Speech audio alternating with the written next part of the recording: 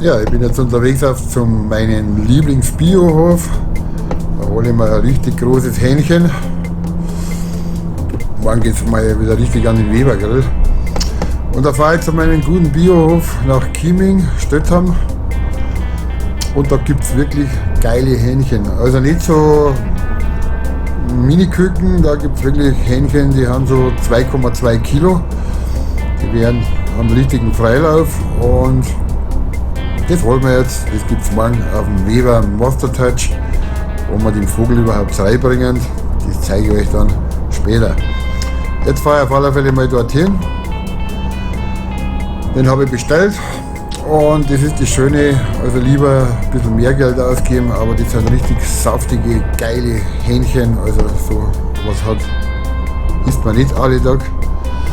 Also nicht so wie von den großen bekannten Schlachter, also da halte ich lieber Abstand. Erstens sind es für mich Tierquäler und da weiß ich, wo es hier ist. So, für uns Bio-Hähnchen brauchen wir jetzt zuerst eine anständige Kräuter. Ich nehme da ein kleines bisschen Rosmarin. Dann nehmen wir reichlich Petersilie. Und ich tue sogar noch ein bisschen Salbei ins Hähnchen.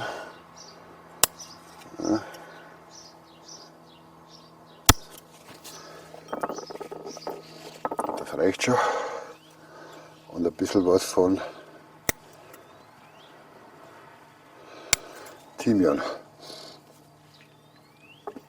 Das reicht.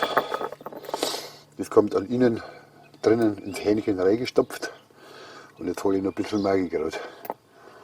Also das sind alles frische Kräuter und das ist wirklich hervorragende Qualität und es ist schön, wenn man sowas im eigenen Garten hat. Und mit denen werden wir das Hähnchen richtig stopfen.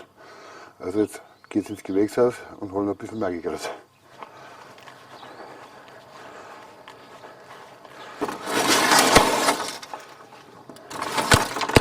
Wow, ist da eine Hitze herin. Und da hole ich jetzt noch ein bisschen ein schönes Magikraut. Magi verleiht dem Hähnchen den gewissen Pfiff, aber nicht zu viel nehmen, nur so ein kleiner Zweig ins Hähnchen reingestopft. Und das ist ein wunderbarer Geschmack.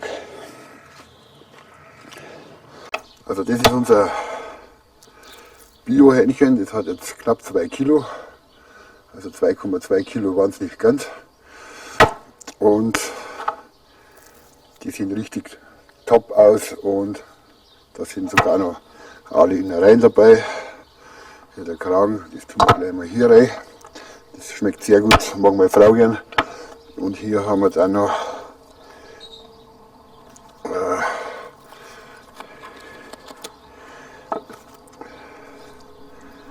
Herz und Mägen. Alles dabei. Das riecht richtig frisch. War jetzt bei 2-3 Grad im Kühlschrank. Eine Nacht. Und das Ganze werden wir jetzt lecker mit meinem lieben.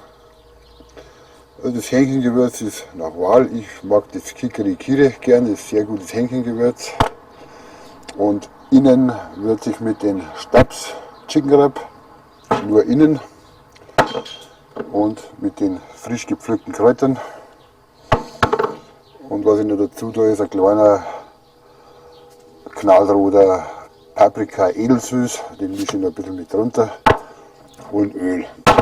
Dann mache ich jetzt eine richtige Paste. Dann werden wir das Hähnchen richtig einpinseln. Ich gehe aber vorher mit dem Wrap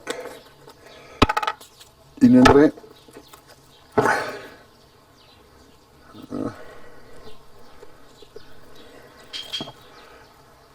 Sieht schon ganz gut aus. Kann ich nur empfehlen, Stabs Chicken Wrap. Den tue ich nur innen rein und außen kann man das natürlich auch hernehmen, aber ich mag außen die Kikeriki Marinaden. Dann Magikraut, die Stopfeklere, Salbei, Thymian, Petersilie,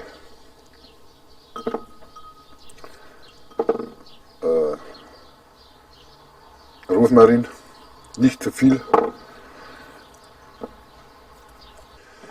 Was ich persönlich immer tue, ich schneide den Bürzel ab, weil er gibt eine gewisse Bitterkeit. Also der hat also irgendwie Bitterstoffe drin und den tue ich immer ganz weg. Wer es mag, kann dran lassen. Ich persönlich mag das nicht.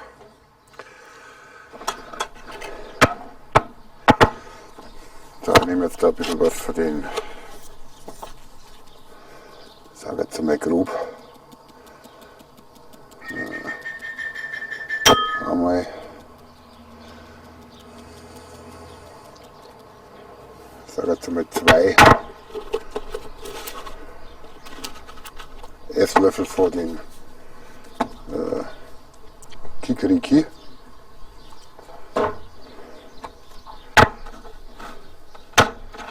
Eine kleine Spitzere. Das reicht. Das ist richtig knallroter Paprika-Edelsüß, sehr gut im Geschmack. Und das Ganze tun wir jetzt einfach mit ein bisschen Öl. Ich sage jetzt einmal so gut 2 Esslöffel, das reicht. Und das machen wir jetzt eine richtig schöne Paste.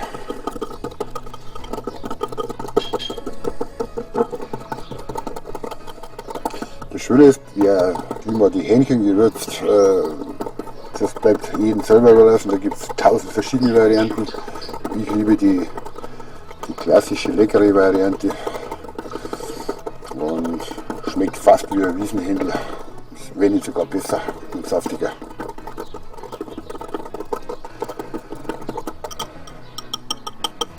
So, wir haben jetzt hier die Paste und jetzt werden wir den ganzen Vogel mal einpinseln.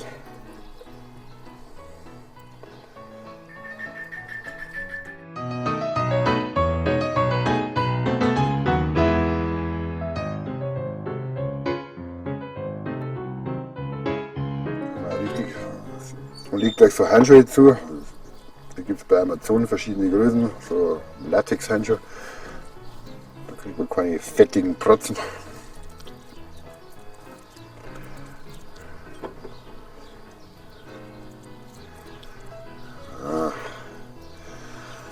Jetzt kriegt nämlich schon fast keinen Sonnenbrand mehr, weil heute kriegen wir Sonne.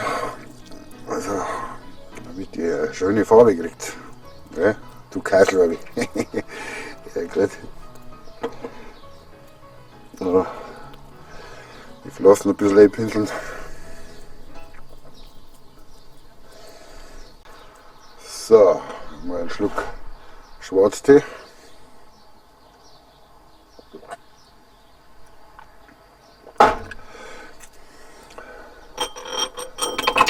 Ja. Nehmen wir mal was auf den Rücken. Ein schöner Rücken kann auch entzücken. Ja. Ein fetter Bauch tut es auch. Gut, alles klar. Das war's dann. Der nächste Schritt ist einvakuumieren. Und jetzt müssen wir schauen,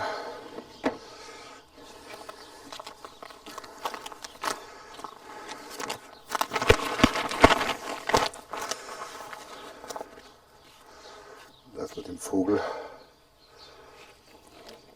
daneben bringen.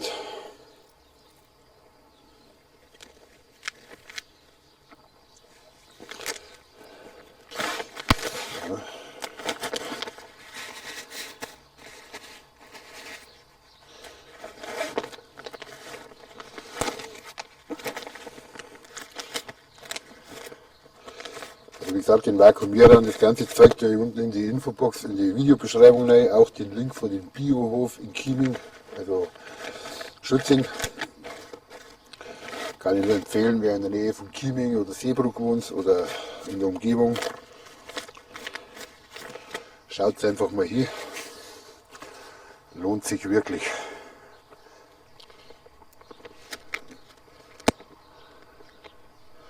Wichtig ist, dass das immer sauber drin ist.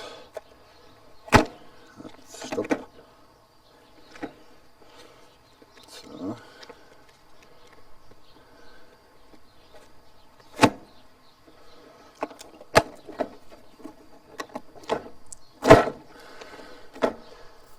So, Vakuum und Schweißen.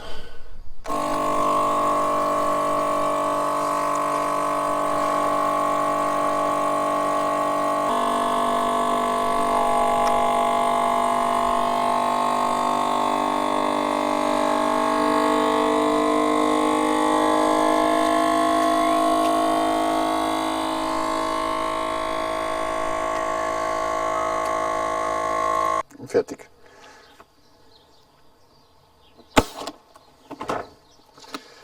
Und schon ist der Kickel sauber verpackt. Und der kommt jetzt für, jetzt haben wir 11 Uhr, 2, 3, 4, 5, sagen wir mal bis 16:30 Uhr, 17 Uhr, also 5, 6 Stunden in den Kühlschrank. Also das war's. Hähnchen marinieren. So, 5 Stunden sind jetzt rum. Jetzt haben wir das aus dem Kühlschrank. Und das Ganze setzen wir da drauf.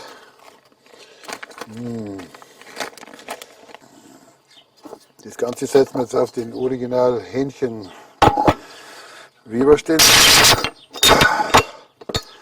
Das Ganze machen wir heute einmal mit Whisky.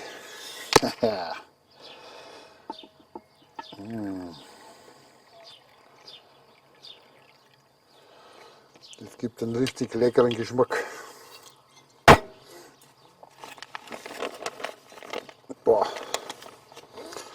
das hat ein Gewicht.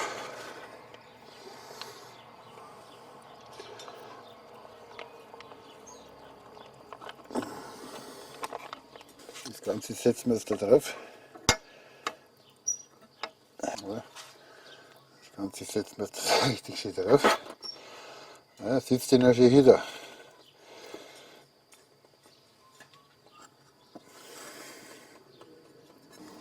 Und dann haben wir den Stopfen nicht, damit der Dampf nicht entweicht. Ja, so sieht das dann aus.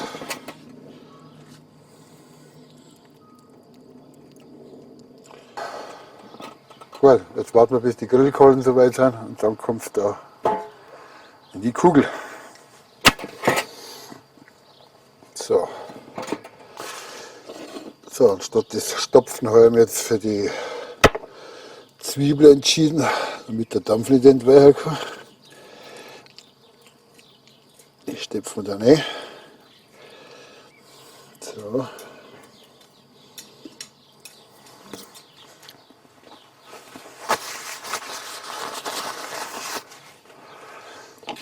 Dann schneiden wir noch ein paar Zwiebeln rein.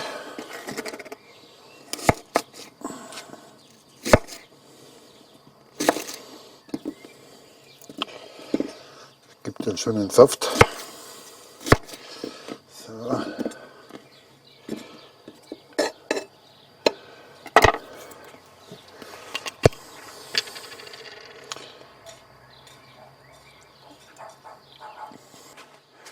So, fertig weg.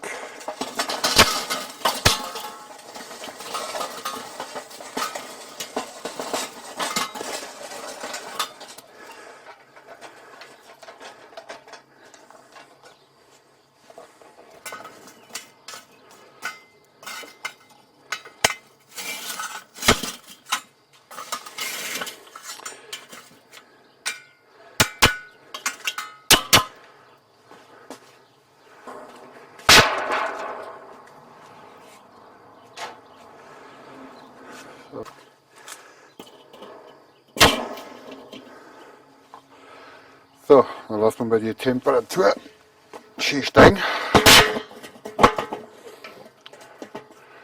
Und in der Zeit da wir das Thermometer fixieren.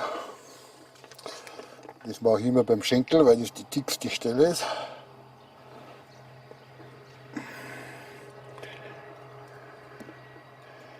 Ja, so sieht es fertig aus für den Grill. Ein leckeres Bio-Hähnchen. So, der Grill hat jetzt also eine Temperatur von 180 Grad erreicht. Und jetzt tun wir das Händel da rein.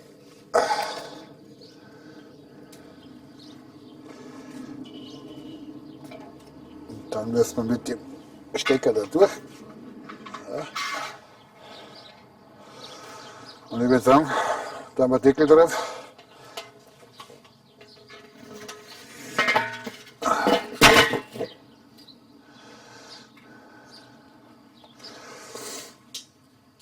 Dann stecken wir es noch. Wo haben wir den denn? Anstecken. Einschalten. Blinkt. Ja. Und wir brauchen jetzt die Flügel. Checken. Haben wir schon. Und jetzt müssen wir warten, bis die Temperatur erkannt wird. Schauen wir mal. Jetzt müssen wir schauen, wie ist hier die Temperatur. Jetzt geht's los. Wir haben jetzt 15 Grad und wir brauchen 74 Grad und dann ist es fertig. Gut, dann warten wir ab. Also wir haben das 200 Grad. Ich schätze mal ungefähr so 50 Minuten. Dann ist es fertig.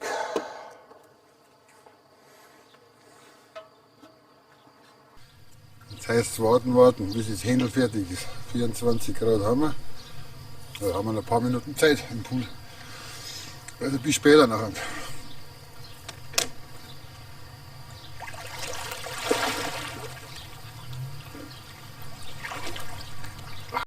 Ja, wie gesagt, das sind die Bio-Hähnchen vom Schützinger Biohof in Schützing bei Chieming ist es. Den Link wie üblich setze ich unten in die Videobeschreibung. Und dieser Kickerl hier, dieses Hähnchen hat 1,9 Kilo. Und am schönsten, am besten wird es aus dieser Weberkugel, machen wir indirekte Hitze auf den Original Hähnchenständer von Weber, geht natürlich jeder andere auch. Und ich liebe dieses Thermometer. Wir haben jetzt eine Kerntemperatur mittlerweile von 42 Grad. Ich schätze mal, dauert ungefähr 25, 30 Minuten. Und dann ist die Kerntemperatur erreicht und dann ist das Hähnchen fertig. Richtig saftig natürlich. Das Ganze habe ich heute, ich habe Whisky hergenommen statt Bier. Das gibt einen richtig geilen Kick. Der Dampf steigt innen hoch und kann aber oben nicht raus, weil ich da eine kleine Zwiebel reingesteckt habe. Also super Geschmack und kann nur empfehlen, macht es noch, nehmt es irgendwo in eurer Ecke, irgendwo gibt es bestimmt einen Bioladen und holt euch ein anständiges Hähnchen und damit liegt dem Grillvergnügen nichts mehr im Weg. Also wir haben jetzt ungefähr eine Temperatur 200 Grad und das Ganze sieht jetzt, also es geht schon, kriegt schon eine schöne Farbe. So.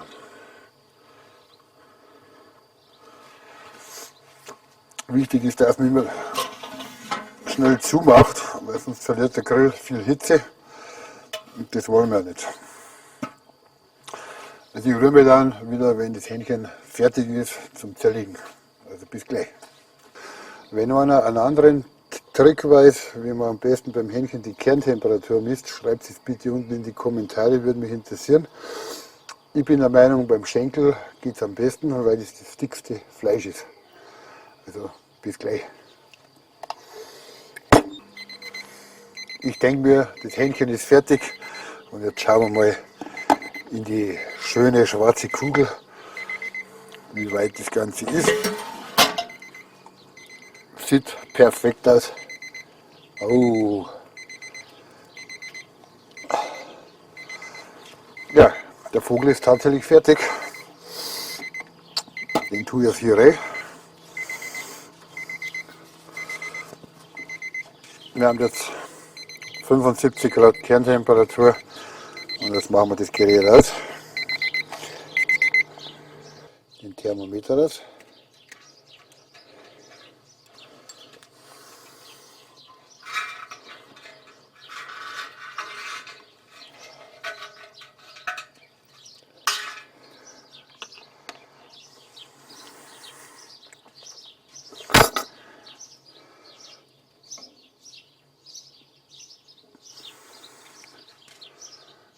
Sieht wirklich top aus.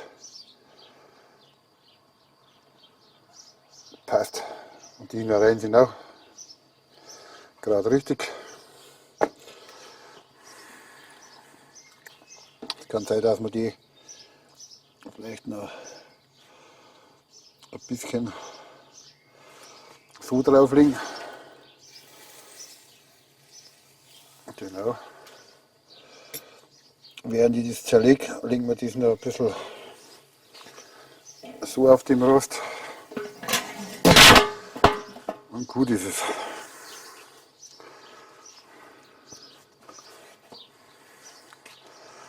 Wollen wir mal schauen.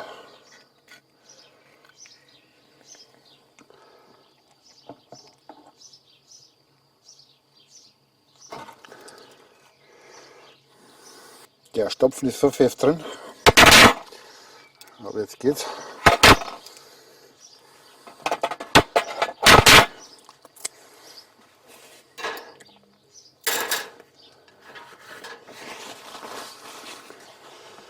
Tun wir auf die Seiten.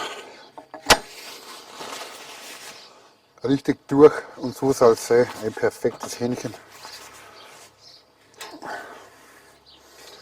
Das werden wir jetzt zerschneiden.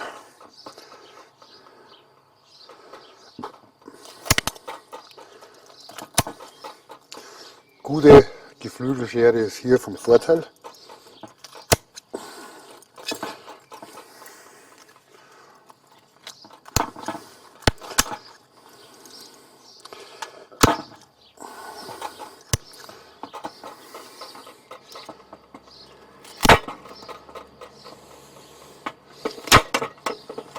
Wow. Sieht richtig lecker aus und sehr saftig.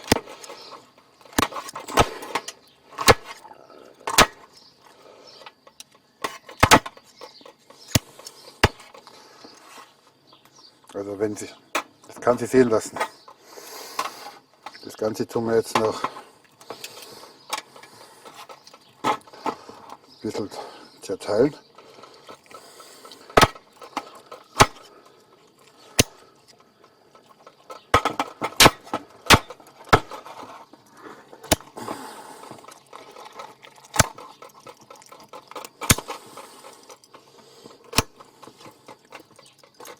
Wir haben jetzt richtig 4 Teile. Dann tun wir die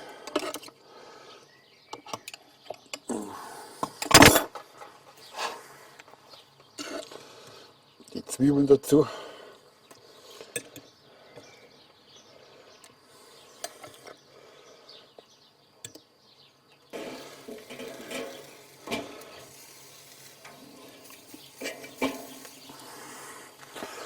Die Innereien brauchen tatsächlich noch ein bisschen länger, also hätte man normalerweise schon bei 40 Grad Kerntemperatur zugeben können. Aber das passt.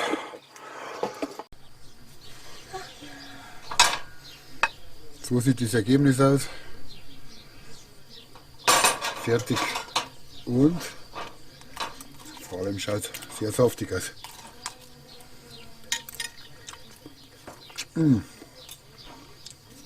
Bombastisch. Hast du die Lebermenge? Oder was das ist? Das Herz mag ich, ja. Meine Frau kriegt das Herz. Und drin habe ich noch die anderen Innereien. Da muss ich schauen, die waren noch nicht ganz fertig. So, ich würde sagen, wir lassen es uns schmecken. Beilagen, was sind das für Dinger? Wie heißen die Dinger? Veggies. Veggies. Und Zwiebel.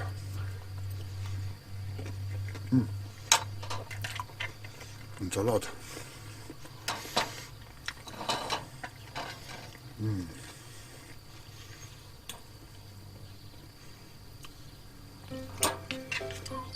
So, gut. Also danke fürs Reinschauen, euer Helmut, die Henker Filmschmiede und wir dann auf der einspachteln.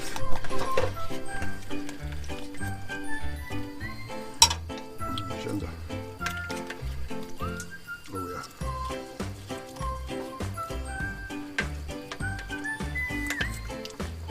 ja. Bombastic saftig.